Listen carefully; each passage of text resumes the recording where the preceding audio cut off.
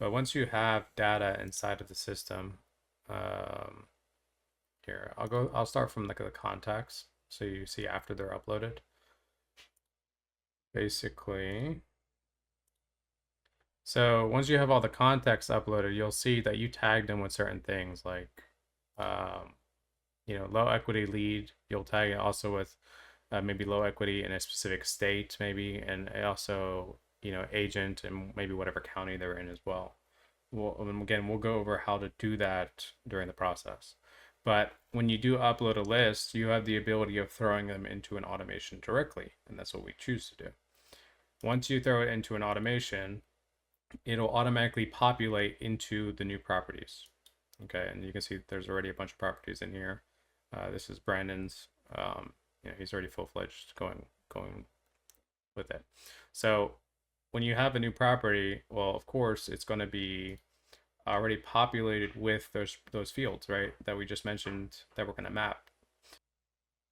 And so when you go down to the bottom, you'll see that all of this, the low equity fields are pre-populated. The remaining principal, like we just said, that we needed, the asking price, the loan rate, like this is the 5%, conventional loan, estimated equity, estimated ARV. It automatically calculates agent and commission, our agent and closing cost estimated, and an equity percentage if you want it.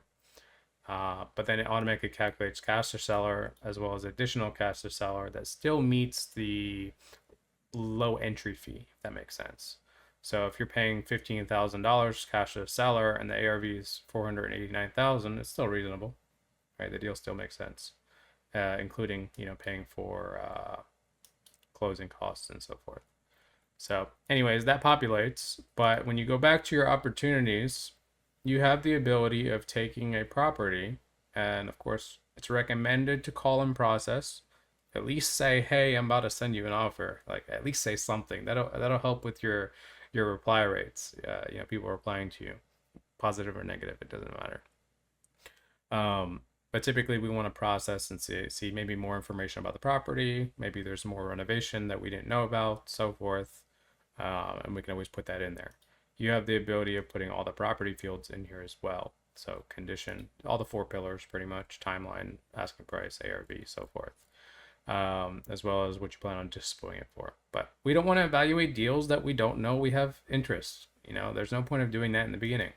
So what we do is we take a property that's already in here and we shoot it over, into email LOI here. Now I'm not going to do this, but you can get the idea from this one. So if I click on this property, they've received already an offer. Now, offer to purchase is going to have, the full balance that's owed, a cash to seller, due at close of escrow. I give, what is it, 7,000, and we have a mistake here with a $sign. But anyhow, all this additional information gets sent to them automatically. You don't have to type up the email. You don't have to figure out how much cash to the seller and evaluate a deal. It does it for you. And if they show interest, then of course they will reply.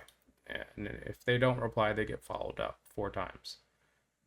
If they reply, they'll show up in your offer replied attention section. And so here's a person that replied.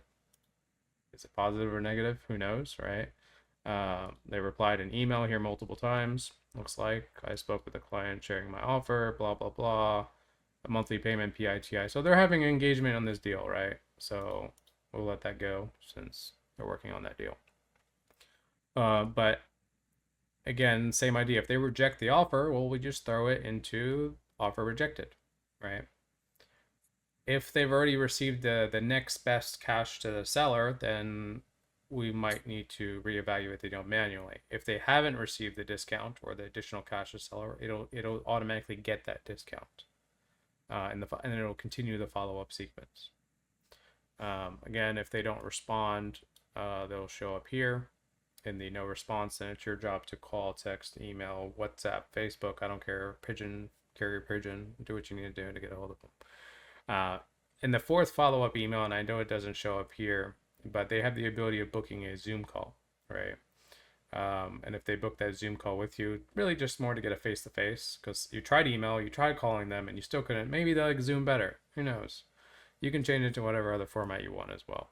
But they also get a nice little PDF, as to why creative finance is better for them and the seller.